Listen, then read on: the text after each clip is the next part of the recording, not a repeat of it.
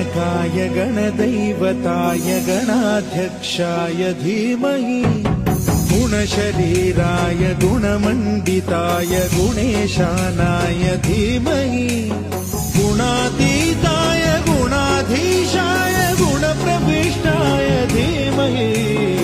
एकदन्ताय वक्रतुण्डाय गौरीतनयाय धीमहि गजेशानाय भालचन्द्राय श्रीगणेशाय धीमहि